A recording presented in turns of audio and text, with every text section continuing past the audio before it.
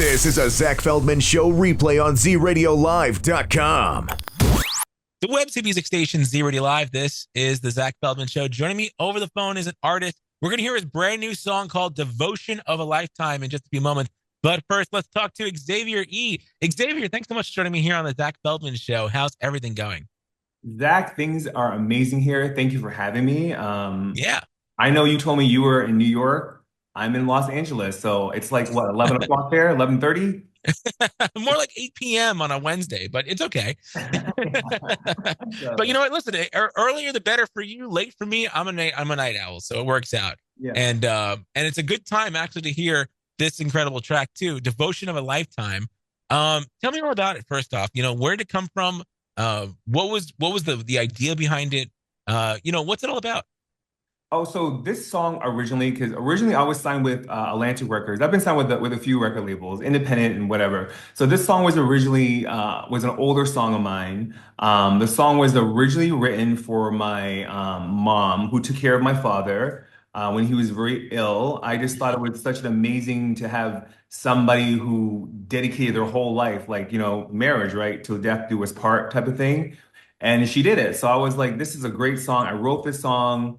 When he passed away, I was like, you know what? I'm gonna record this song. So I recorded it. It was a ballad before. It did really well previously. But now I decided to resurrect this song into a dance song. And when I was able to get Sweet Rains, who's an amazing Billboard producer, to produce the song, to give it some hype. Yeah. Like, we're down with this. Let's go back to New York and record it. So this is where the song originally came from.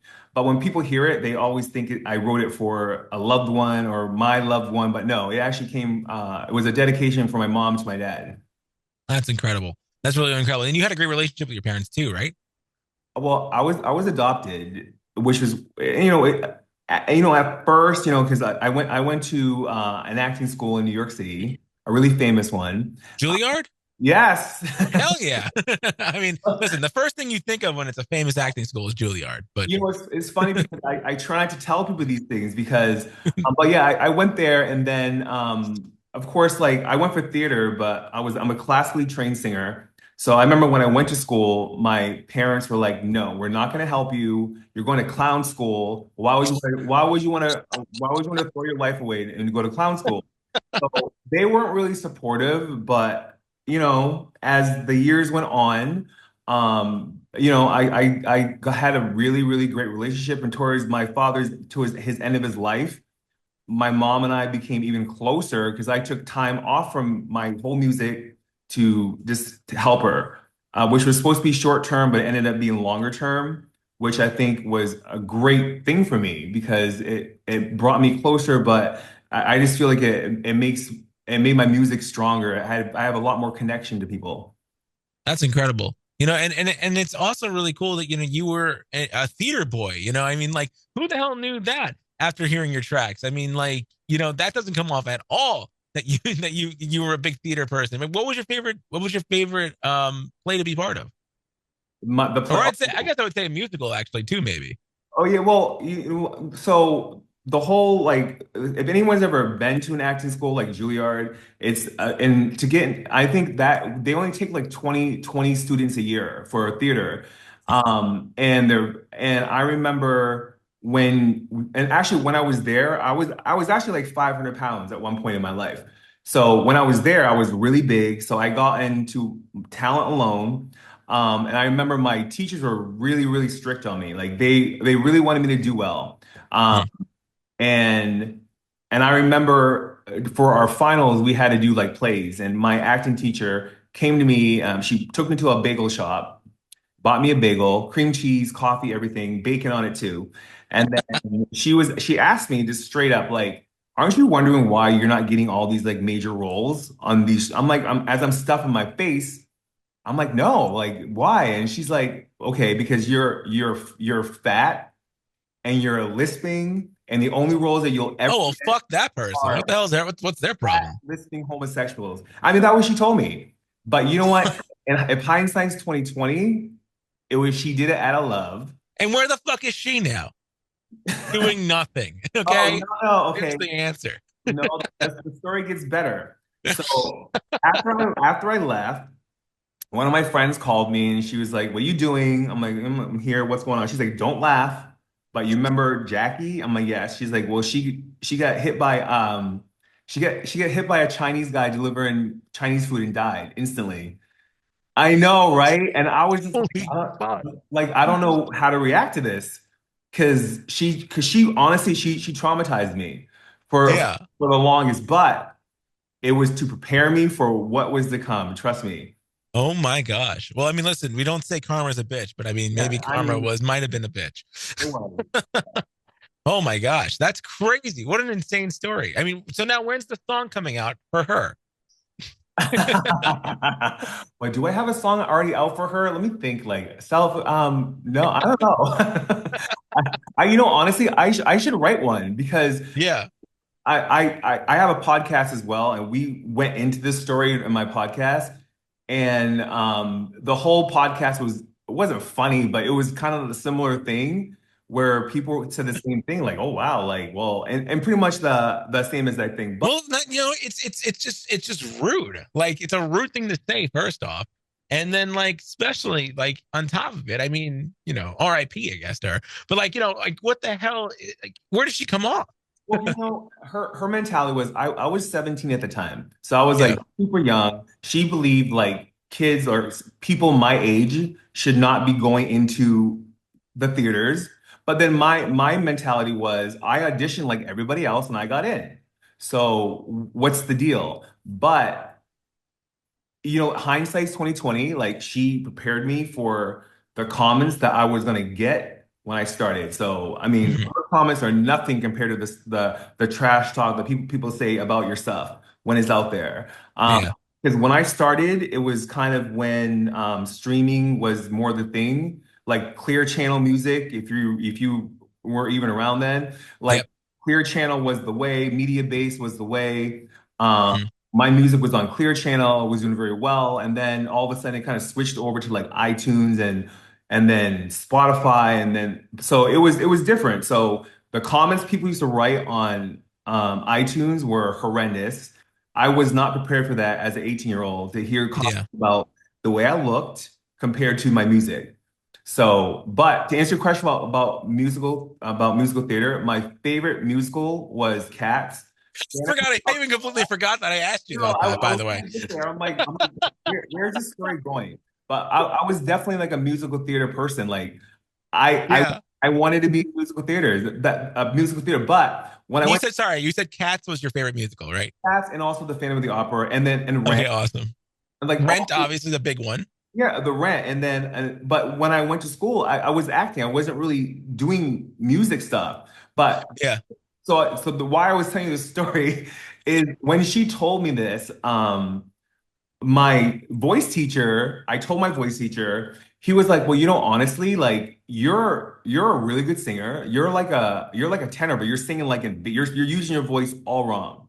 Let me help you, let me train you so we can get your voice up there." So that's actually when I started like singing, even though I've always wanted to sing, but I was so self-conscious about it because people used to say stuff. But he's actually like started me to actually sing. So when I left Juilliard, I went right into music. And of course, all my friends there are like, "Oh, you're a traitor," because I went from classical stuff to pop, dance. I don't understand why people think people are traitors in the first place, too. I mean, everybody can do different things all the time. It doesn't mean you have to stick with one thing, too. And that's what's really cool about you. You're very versatile. This song that we're going to hear in a little bit on Z Radio Live, I mean, Devotion of a Lifetime, you kind of describe it as like a Spanish hybrid. I mean, that already is, you're going into two different categories already on top of it. And I've always wanted to do a song with some sort of foreign flair. I've always wanted to do one. Coming from New York originally, like I know lots of Spanish people, tons, but none of them can write, and I can't write to Spanish. So I finally found someone that was able to write a Spanish twist to this. And actually, he's not a singer, but when I took him to New York to the studio.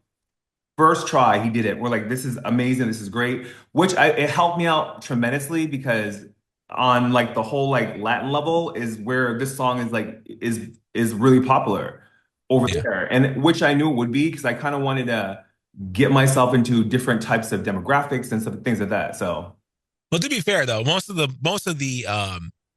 best love songs ever created were in Spanish. But yeah. but hypothetically speaking though, I don't know, how, your writing ability is, but I'd love to know more about it, I guess. When you go into a session, what is kind of your what is your like go-to for writing? So I try to find a song or I'm such a strange writer because I need to be inspired. I have to be inspired. I can't just sit down and just write a song. Like inspiration has to come to me. Once it comes to me, I have to sit down. I try to figure out a hook first, and then I kind of work it out from there. But once I get it, it doesn't take me that long to write a song. This song, it took me maybe like 10 or 15 minutes to write and the original song. But then Yeah. when we retracted and had the whole Spanish thing on it, it took a little bit longer. But my to write a song, I can't write to beats because I know some artists will buy beats. I can't do that. I Yeah. write a song. I have a producer. He will make compose a generic beat around my lyrics, and then we go in, we record it, and then when it comes back, of course, it sounds totally different. Wow. That's a really cool. I mean, that's a complete 180 on how most people, kind of write their music. So I think it's really awesome that you're doing that. Something about you too, that many people don't really know is that you were in the medical field as well. Oh yes, I How am. did you How did transition? I need how to did ask you you though, how find did out you all this stuff about me? well, because I mean, listen, we have to. It's a research thing. All right. Oh my God, that's funny because I never talk about I honestly never talk about the medical field. I don't mix them, but yes. So Well, I I gotta ask too. I mean, how does somebody go from the medical field to then doing uh Broadway, I would say, and then going into a recording studio? well, How does that change up like that for you? so I originally started out, first of all, I want to say like I'm way older than I look. So that I think is very deceiving because people think like, oh, how can you do all these things? So I actually started out in music. Then that my whole father situation, when that happened, when he passed away, I just felt like I needed to do something different with my life. I just because I was with him for such a long time. We were in and out of hospitals. So I was like, I want to do something different. I want to do a career change. I just think like I need something different. Maybe it was the morning part of me. I should have took more time or whatever. So I went back to school. I found like a private school, went back to school, became a registered nurse. And then I started working at level one trauma in New York City. Um, I didn't really give up on music, but it was kind of like on the back burners. And then I got my, master's, and then I moved out here to LA during like COVID, when COVID first started. So Yeah, when COVID started, and I just realized, like, oh my God, what did I do? The hospitals are crazy here. Like everybody's coming, everybody's dying. Oh my God, like what did I do? So yeah. I was talking to one of my friends in New York, and we were talking about a song of mine called What were you practicing as, by the way? as an RN, As as an RN. Got it. in the in the Mhm. in the emergency room. That's incredible. But I'm now one of the assistant directors at an ER here in LA. Oh, that's incredible. So with this, so I got back into music because I was talking to my friend. We were talking about one of my songs called "Crew Like That." He was like, "Oh, that song was such a vibe, blah blah blah blah." I'm like, "Oh yeah, you know what?" And honestly, I was with Atlantic, then I was with an independent record label. None of them liked the song because it was more R&B, which was Mhm. fine. I'm like, you know what? I'm gonna release this song. So I released it myself. It did very very well, like very well. It was in the top 100s, top 50s. It was up there. I'm like, oh great. So that kind of sparked me again to start doing stuff again. So that's how I kind of did I guess a 360. I started out one, or is it a 180? I don't know. I would say that's more like a 720, I guess. Yeah, so now I'm like I'm in a situation now where um I have like Netflix movies wanting to do deals with me now. So now I'm kind of like back to like do I really want to continue with this like medical thing, or do I really Mhm. want to deal with these people or do this? So right now I'm kind of doing both. So it's Yeah. a little hard, but I'm trying to split myself. I mean, that's really cool that you have like, kind of your side gig, but then you have also your music career too on top of it. And it's also for a good cause too, because you're helping patients all the time. Oh yeah, definitely. And if you ever been to the emergency room, trust me, it is it's a whole different animal in itself. It's definitely tough too. What is next for you, Xavier? Where are we going next with this career? I mean, we obviously you're kind of already said it. We have so much going on with like Netflix maybe taking part in us. But like what's next for you, as an artist? Are we making a new album? Are we going on tour? So I am making a new album. I'm so hesitant about touring, but even though I love performing, I'm a performer. That's what I do. When I'm on stage, I think I light up the most. I have a new song coming out called "Being in Love but Feeling Alone." I think I'm just gonna shorten it to call "Feeling Alone." We're flying to New York, record that song. It's gonna be a Spanish thing as well. Like half the Spanish thing is working for me, so I'm gonna keep some Spanish influences in there. And then of course all my remixes are coming out. I have a deal with Resort to do like be like their headline for this resort that I love to go to. So that's great. I'm actually going there in 2 weeks. So it should be pretty good. And then just new albums, and I've been approached by a lot of people for like movies and things like that as well. So I don't know. I mean, acting was my thing, so I don't know. Maybe I'll go back to that. But That'd be awesome. That'd be really, really cool. Well, definitely keep us posted on that. I mean, love to hear what happens with you there. I want to also get into the fact that, COVID-19 was a huge deal in the world, obviously, and in the medical field too. But you, on the other hand, were not only working in the medical field, but you were also releasing music at the same time too. What was going through your mind during that time? it was, it's funny because like I fell out of love with music. I thought I did, but when I started, I loved it again. It was like it's something in me just sparked up. So I was able to do both. Actually, working as a nurse, it was great because I worked 3 days a week. So, and then I had 4 days off to do other stuff. So Yeah, I had a lot of time. And then when I started like putting videos to my music, it just gave it life. Like, yeah. and then even my last video, Secrets, did over 1 million or 2 million. I don't know how many streams it has, but it did really, really well.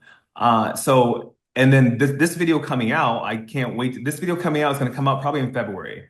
Oh, that's awesome for a devotion of a lifetime. Road Trip of a Lifetime. Hell yeah, that's awesome. Just because I do have that Netflix thing in the works, so I'm not sure if we're gonna correlate my music video to the movie or am I gonna go separate. So I'm waiting to hear back from them. But if not, February is when I want to do it around my birthday. So yeah, so it's difficult, but I'm a driven person, so time management is my thing. So I just have to be able to manage my time. I get up like three in the morning to Wow, go to the gym and do stuff, and then so on and so forth. So it's that's difficult, but incredible. I'm doing it. You're doing it, but you're passionate about it, and it shows because of how much you've produced, how much you've done over this year, and what you're going to be doing next is just so incredible, and it's really really exciting to see too. Again, Devotion of a Lifetime. It's on Amazon and it's everywhere music is sold. You can check it out there. But for those who want to go to your website, where can they go? XavierE.net. Awesome, very cool. And before you go, what is the one thing you want people to hear when they're hearing this song in a second? I want people to try to find a little bit of themselves or their own situation in this song and any of my other music. I just feel like this is like a love song, but it's like a upbeat love song. I mean, just find some connection to it because I just feel like all my songs, even this one in particular, a lot of people are connecting to it. Yeah, 100%. They definitely are. And it's a lot of fun to listen to, too. And I'm excited for the listeners to hear it, too. Devotion of a Lifetime by Xavier E. Xavier E., thank you so much for coming on the Zack Feldman Show. And best luck with the career. Best luck with everything you're doing. And best luck with the medical field, too. And we're right. Yeah. I'm sorry, you have broke the news because I'm telling you, you're the only person that I've ever said this to, ever admitted to working in the medical field. Ever. Oh, yeah. Well, that's how we get the exclusives. Not even on my podcast. Nobody knows. So they keep those lives separate. So this is awesome. I love it. We'll all keep it a secret too here on Z Yeah, Radio okay, Live. It's yeah, of totally course. fine. That's completely too. Want to hear more? Listen to the Zack Feldman Show every Wednesday at 8 p.m. Eastern Standard Time on ZRadioLive.com.